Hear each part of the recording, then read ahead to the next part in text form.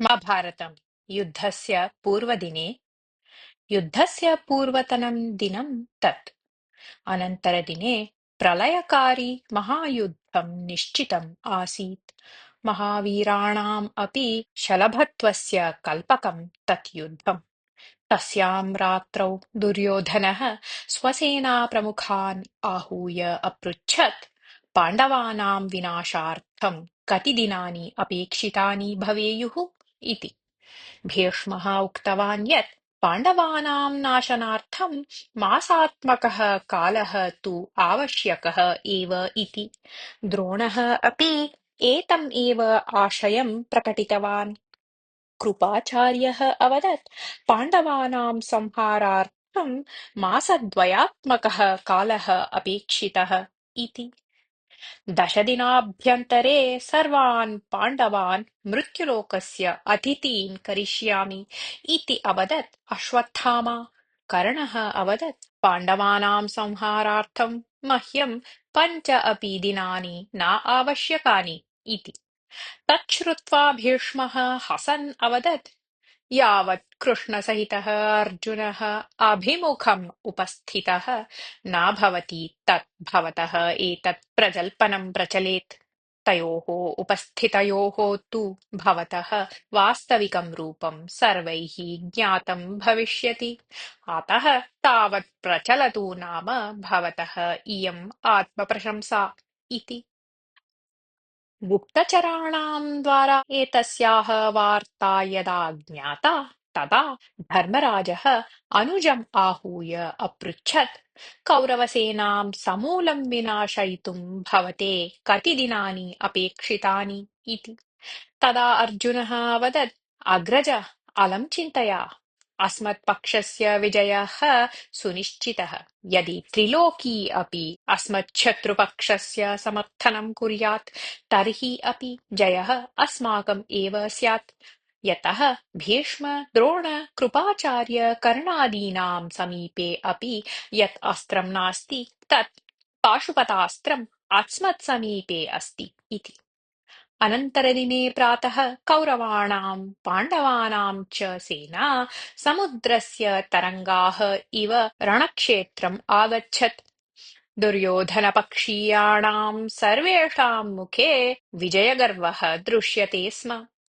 प्रपञ्चे स्थिताः सर्वे युवकाः अन्यतरपक्षे योद्धृत्वेन भागं गृहीतवन्तः आसन्। वृद्धाः स्वस्थादयः गृहे आतिष्ठन्।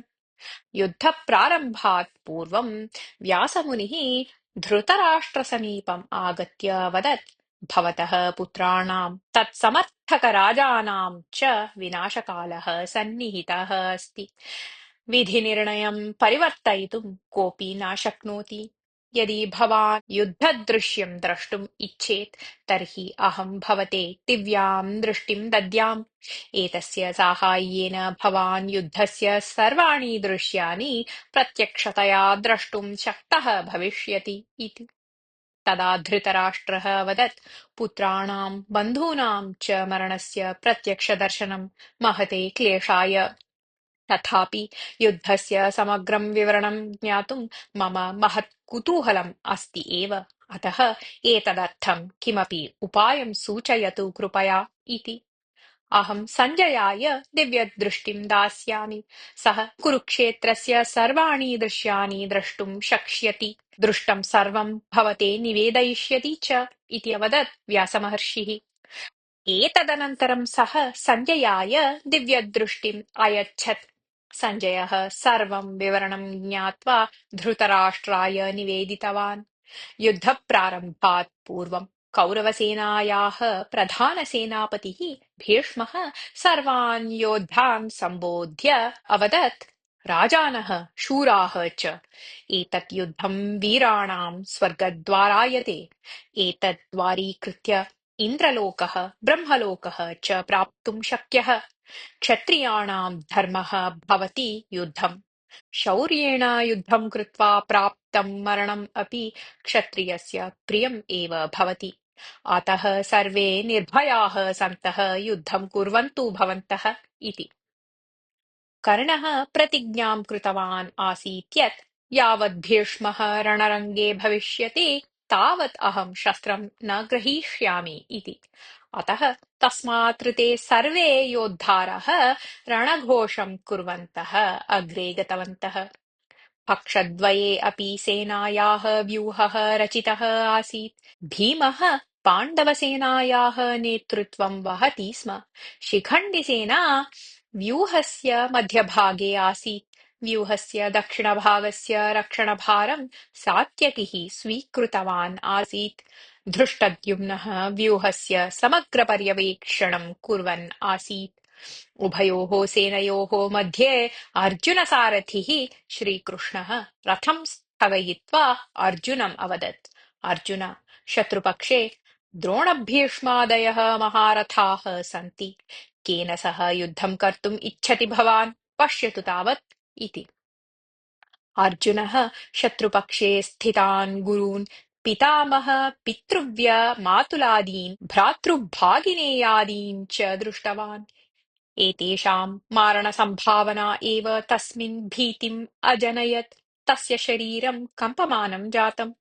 हस्ततः गाण्डीवम् अपतत्।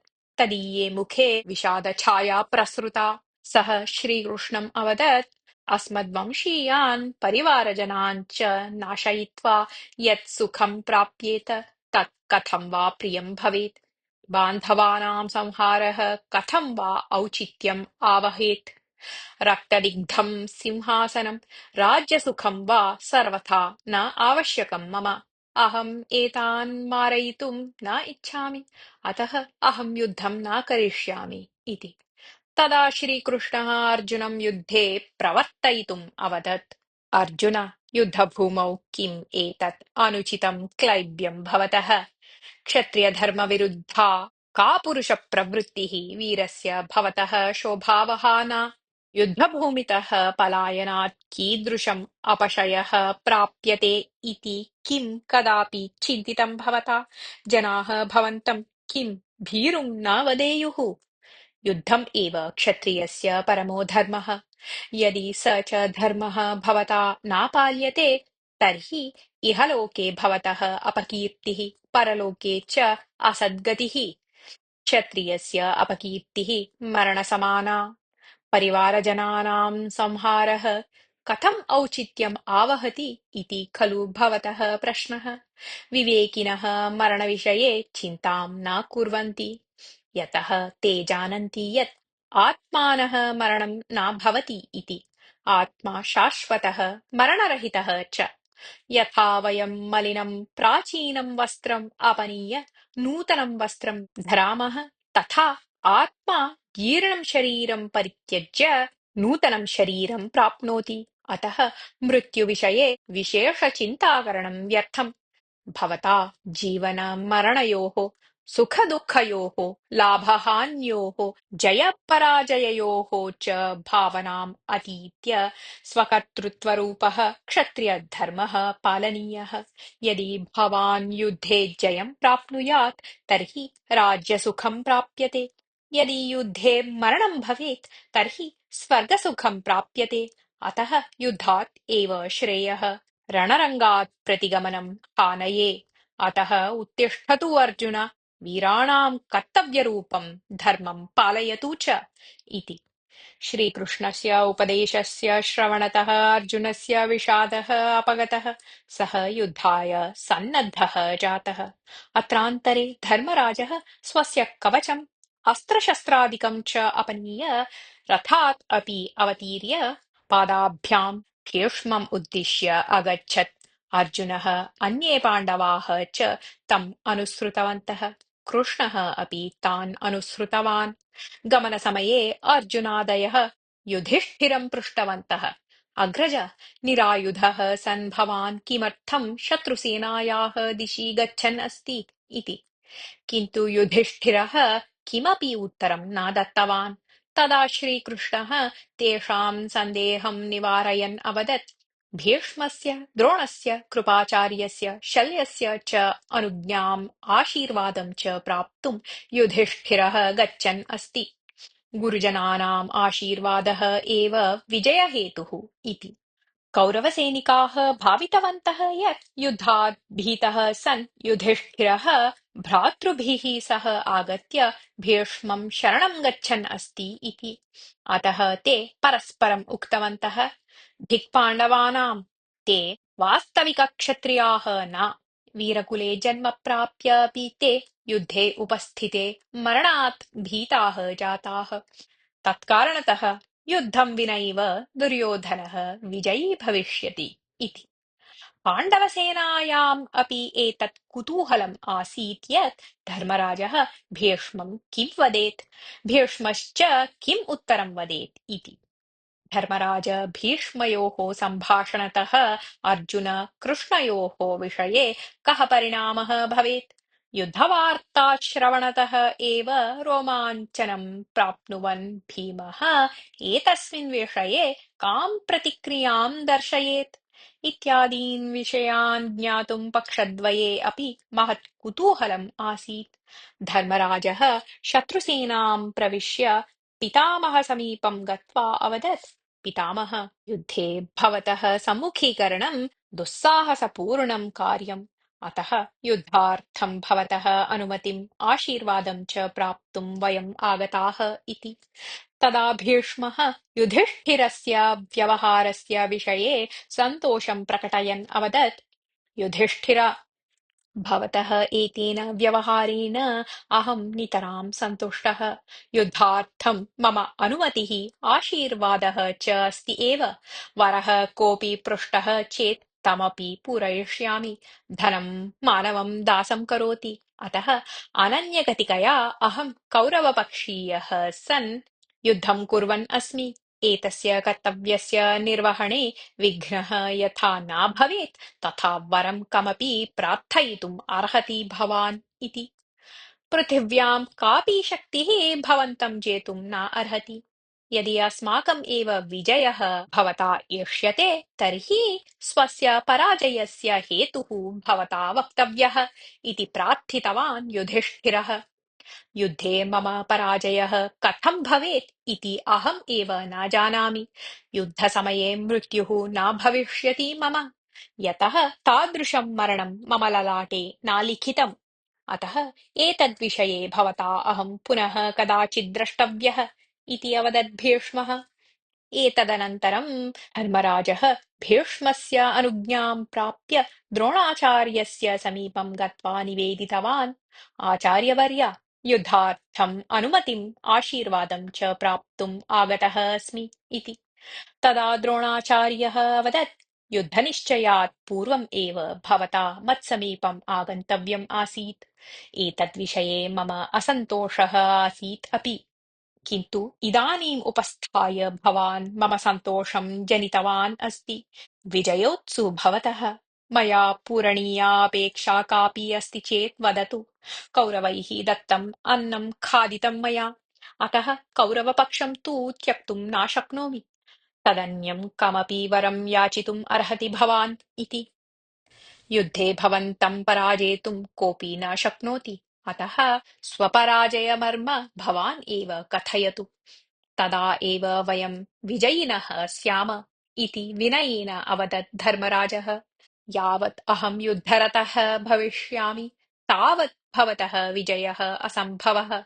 अतः यावत् शीघ्रं मृत्युः यथा माम् आलिङ्गेत् तथा करोतु भवान् इति अवदत् द्रोणः। भवान् अजेयः, भवन्तं को वा मारयितुं शक्नुयात्? भवतः मृत्युरहस्यम् एव खलु ज्ञातुम् इच्छामि इति अवदत् युधिष्ठिरः।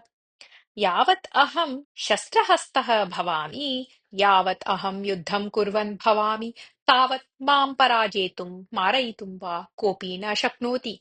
किन्तु यदि अप्रिया काचित् घोरवार्ता मम कर्णपथम् आगच्छेत्, यदि च सा विश्वासार्हव्यक्त्या एव उक्ता स्यात्, तर्हि तस्याः श्रवणतः अहं शास्त्रत्यागं करिष्यामि। तदा कोऽपि मां मारयितुं शक्नुयात् इति अवदत् द्रोणः। धर्मराजः द्रोणाचार्यस्य आशीर्वादं प्राप्य कृपाचार्यसमीपं गतः। कृपाचार्यः अपि पाण्डवानां विजयम् आश्वास्य अवदत्, अहं युद्धभूमौ केनापि पराजितः न भविष्यामि, केनापि संहृतः वा। तथापि विजयः भवतः एव। अतः निश्चिन्ततया प्रतिगत्य युद्धे प्रवृत्तः भवतु भवान् इति। तदनन्तरं धर्मराजः शल्यस्यापि अनुमतिम् आशीर्वादं च प्राप्तवान्। शल्यः अपि अनुमतिम् आशीर्वादं च दत्त्वा वदत्, मत्तः किमपि साहाय्यम् अपेक्ष्यते चेत् वदतु इति। कर्णवधे भवतः साहाय्यम् अपेक्ष्यते इति अवदत् धर्मराजः। तच्च साहाय्यं प्राप्यते भवता, जयोत्सु भवतः इति उक्तवान् शल्यः। यदा सर्वे पाण्डवाः गुरुजनानाम् आशीर्वादं प्राप्य प्रतिगताः, तदा कृष्णः कर्णम् अवदत्, यावत् भीष्मपितामहः रणरङ्गे भवति, तावत् भवान् कौरवपक्षीयत्वेन युद्धं न करिष्यति। एवं तर्हि तदवधि भवान् पाण्डवपक्षीयः सन् युद्धं करोतु, ततः कौरवपक्षं प्रविशतु इति। मया दुर्योधनाय वचनं दत्तम् अस्ति यत् कस्मिंश्चिदपि काले भवद्विरुद्धं किमपि न क्रियते इति। अतः भवतः प्रस्तावः मम नासम्मतः इति उक्तवान् कर्णः। अनन्तरं धर्मराजः उभयोः सेनयोः मध्ये स्थित्वा कौरवसेनाम् उद्दिश्य अघोषयत्, अद्यापि कोऽपि यदि सत्यधर्मन्यायानां रक्षणार्थम् अस्मत्पक्षम् आगच्छन्तुम् इच्छति, तर्हि तस्य स्वागतं व्याहरामः इति। तदा दुर्योधनस्य अनुजः युयुत्सुः पाण्डवपक्षप्रवेशस्य अपेक्षां प्रकटितवान्। धर्मराजः तस्य प्रवेशम् अनुमतवान्। तदनन्तरं शङ्खाः भैर्यः च नादम् अकुर्वन्। प्रलयकारी महाभारतयुद्धं ततः आरब्धम् अनुवर्तते।